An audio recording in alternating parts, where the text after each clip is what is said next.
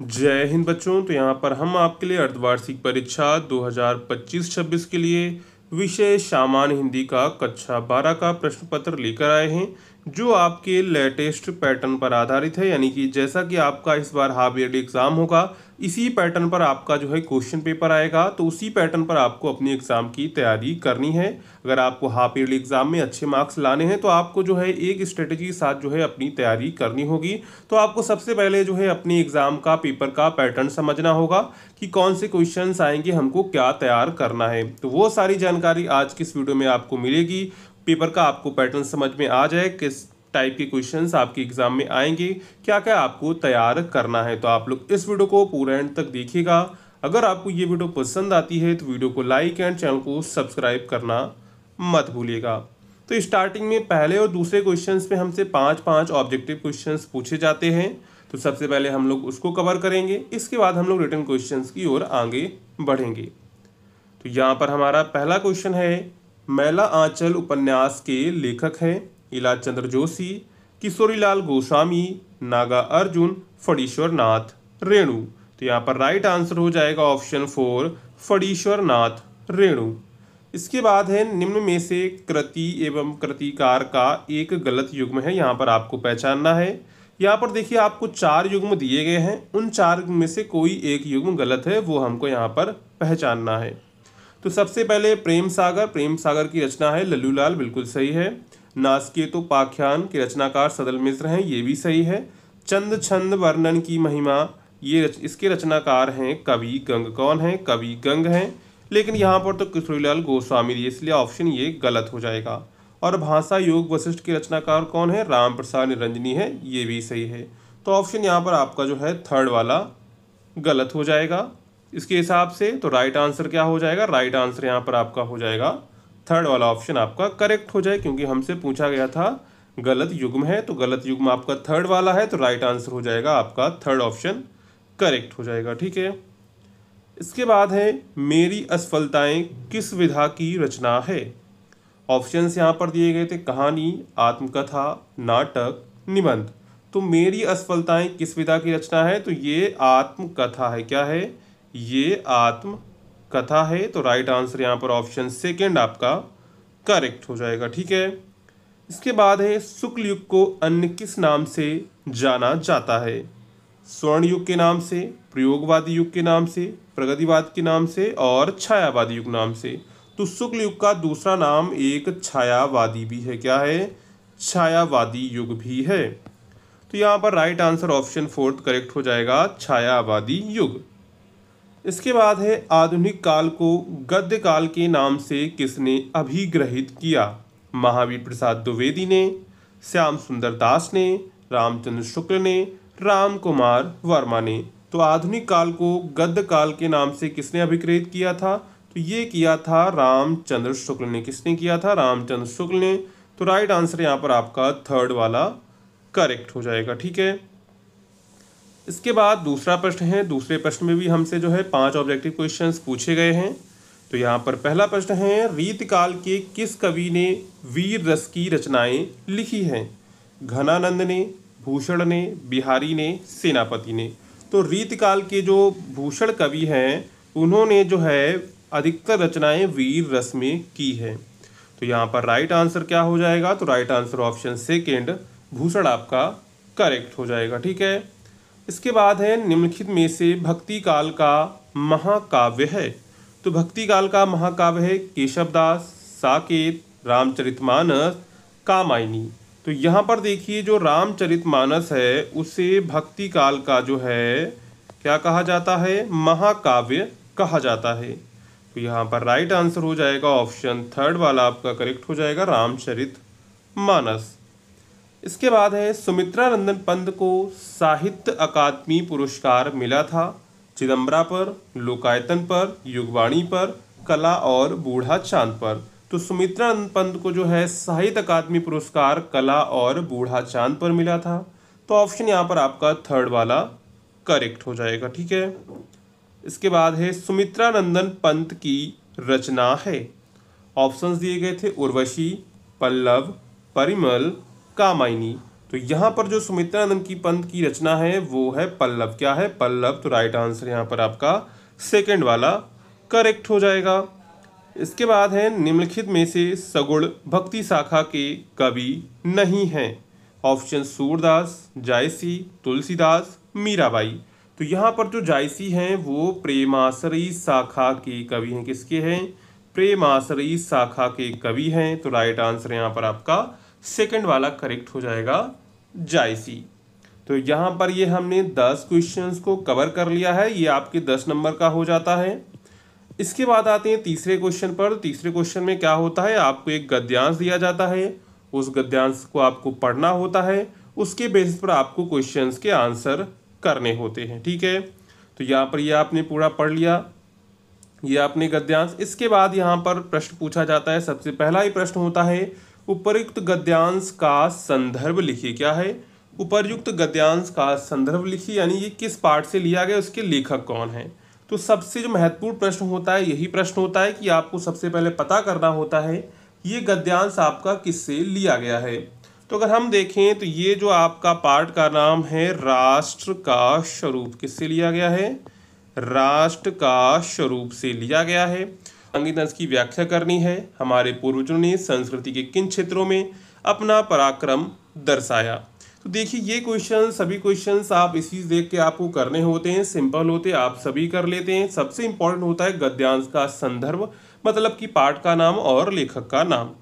अगर आपको ये नहीं आता है तो अथवा करके आपको दूसरा गद्यांश भी दिया जाता है, तो आप लोग उस गद्यांश को कर सकते हैं। जैसे ये आपको दूसरा गद्यांश दिया गया है तो इसको आप लोग कर सकते हैं। इसके प्रश्न आपको नीचे मिल जाएंगे। किसने किसको महामानव समुद्र कहा, और यहाँ पर देखिए रेखांकित नस की व्याख्या, उपर्युक्त गद्यांश के पाठ और लेखक का नाम। तो ये किससे लिया? ये लिया गया है अशोक के फूल से लिया। किससे लिया गया है? अशोक के फूल से लिया गया है। और इसके जो लेखक हैं वो हैं हजारी प्रसाद द्विवेदी। कौन है?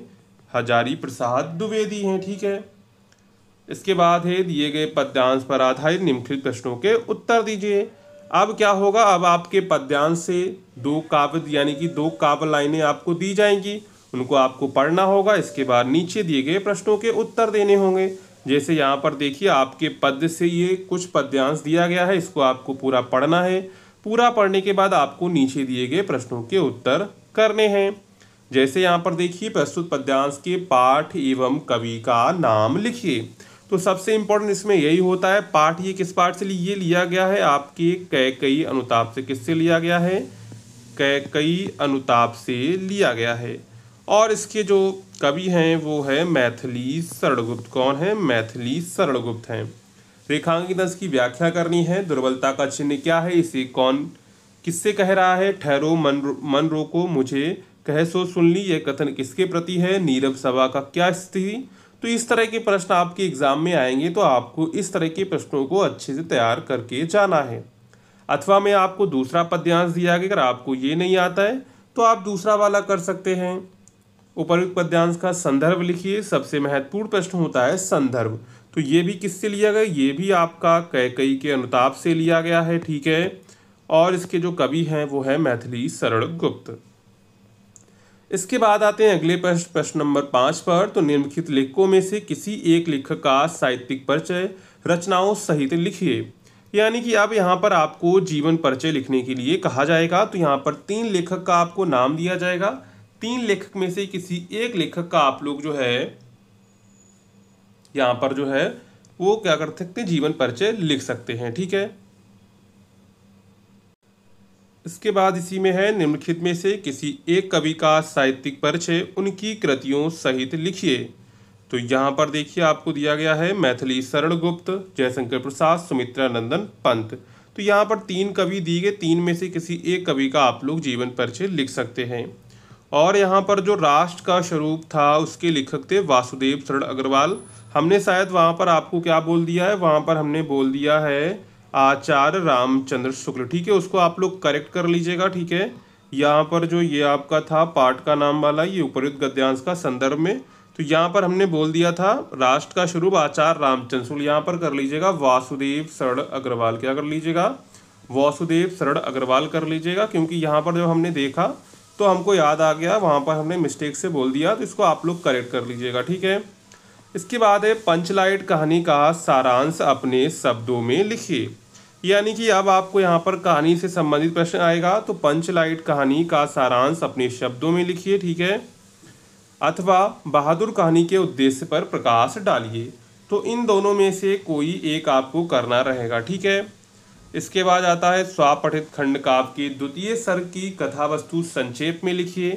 अथवा स्वपठित खंड काव्य के आधार पर नायक अथवा नायिका का चरित्र चित्रण कीजिए। यानी कि आपके जो भी आपके सिलेबस में खंड काव्य है उसके आधार पर आपको यहाँ पर द्वितीय सर्ग की कथा वस्तु लिख देनी है, या फिर नायिका या नायिका आपसे जो है चरित्र चित्रण पूछा जाता है। तो आपको हमेशा याद रखना है कि आपको अपने जो भी आपके सिलेबस में खंड काव्य है उसमें अगर नायक है तो नायक का चरित्र चित्रण याद कर लीजिए, अगर नायिका है तो उसका चरित्र चित्रण याद कर लीजिए, ठीक है। उसी से आपका काम चल जाता है। इसके बाद है प्रश्न नंबर 8। तो दिए गए संस्कृत गद्यांशों में से किसी एक का संदर्भ हिंदी भाषा में अनुवाद कीजिए। तो यहाँ पर आपके सिलेबस में जो संस्कृत के चैप्टर्स होंगे, पार्ट होंगे, उनमें से आपको 2 गद्यांश दिए जाते हैं। उनको आपको क्या करना होता है, संदर्भ हिंदी में अनुवाद करना होता है। इसके बाद यहाँ पर आपको इसी में 2 श्लोक दिए जाते हैं। तो इन दोनों अथवा करके आपको 2 श्लोक दिए गए हैं। किसी एक श्लोक का आपको हिंदी में अनुवाद करना होता है, वो भी संदर्भ के साथ में, ठीक है। इसके बाद है निम्नलिखित मुहावरों एवं लोकोक्तियों में से किसी एक का अर्थ लिखकर जो है वाक्य में प्रयोग कीजिए। तो ईंट से ईंट बजाना मतलब कि सब कुछ खत्म कर देना, आगे कुआं पीछे खाए मतलब दोनों तरफ मुसीबत, आसमान से गिरा खजूर पर अटका, इसका मतलब एक मुसीबत से छूटी दूसरी मुसीबत में अटक गए, 9 दिन चले 2.5 कोस मतलब कि बहुत धीमी गति से कोई काम करना, ठीक है। तो यहाँ पर ये 4 मुहावरे हो गए हैं। इनमें से आपको कोई एक का अर्थ लिखकर वाक्य में प्रयोग करना है। इसके बाद आ जाता है यहाँ पर आप पठित गद्यांश पर आधारित प्रश्नों के उत्तर दीजिए। यानी कि यहाँ पर क्या होगा, आपको एक आप पठित गद्यांश दिया जाएगा, उसको आपको पढ़ना होगा और नीचे दिए गए प्रश्नों के उत्तर देने होंगे, ठीक है। इसके बाद अथवा में आपको दूसरा पद्यांश, ऊपर आपको एक गद्यांश दिया रहेगा, अथवा में आपको पद्यांश दिया रहेगा। तो इनमें से जो आपको सरल लगता है वो आप यहाँ पे कर सकते हैं, ठीक है। इसके बाद अगला प्रश्न है निम्नलिखित शब्द युग्मों का सही अर्थ चयन करके लिखिए। तो यहाँ पर देखिए क्या कह रहा है, धरा और धारा। धरा का मतलब होता है पृथ्वी, धारा का मतलब होता है जल का प्रवाह। तो फर्स्ट ऑप्शन यहाँ पर आपका करेक्ट हो जाएगा, पृथ्वी और जल का प्रवाह। इसके बाद है प्रसाद और प्रासाद। तो कृपा और महल, महल और कृपा, विशाल इमारत, कुटीर, भवन और वाटिका। तो प्रसाद का मतलब होता है कृपा और प्रासाद का मतलब होता है महल। तो यहाँ पर राइट आंसर क्या हो जाएगा, राइट आंसर यहाँ पर आपका फर्स्ट वाला करेक्ट हो जाएगा, कृपा और महल। इसके बाद निम्नलिखित शब्दों में से किसी एक शब्द के आपको 2 सही अर्थ लिखने हैं। तो यहाँ पर 3 शब्द दिए गए, मधु, योग और हर। इन तीनों में से किसी एक के आपको 2 अर्थ लिखने रहेंगे, ठीक है। इसके बाद है निम्नलिखित वाक्यांशों के लिए सही शब्द चयन करके लिखिए। पैरों से जल पीने वाला मतलब कि पादप, क्या हो जाएगा, पादप। जो सामान्य नियम के विरुद्ध हो उसे कहते हैं अपवाद। क्या कहते हैं, अपवाद कहते हैं, ठीक है। इसके बाद है निम्नलिखित किन्हीं 2 वाक्यों को आपको शुद्ध करके लिखना है। तो यहाँ पर 3 वाक्य आपको दिए गए हैं, 3 में से कोई 2 वाक्य को आपको शुद्ध करके लिखना होता है। इसके बाद अगले प्रश्न पर आते हैं। तो यहाँ पर हमसे पूछा गया है हास अथवा शांत रस की परिभाषा उदाहरण सहित लिखिए। रूपक अथवा श्लेष अलंकार का लक्षण एवं उदाहरण लिखिए। दोहा छंद अथवा कुंडलिया छंद का मात्रा सहित लक्षण उदाहरण सहित लिखिए। तो यहाँ पर अथवा करके आपको दिए गए, इनमें से कोई एक एक आपको करना रहेगा, ठीक है।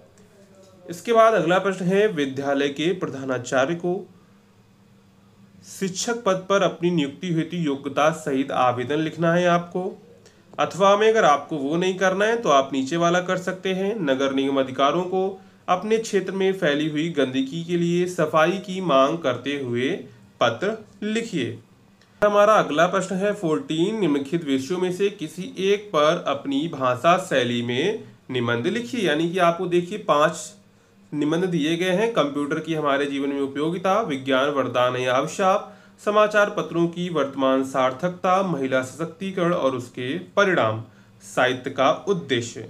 तो यहाँ पर 5 आपको दिए गए, 5 में से आपको क्या करना है, 5 में से कोई एक पर आपको जो है यहाँ पर एक विषय पर निबंध लिखना रहेगा। ठीक है, तो ये आपका जो है पूरा पेपर हो जाता है क्लास 12th हिंदी का।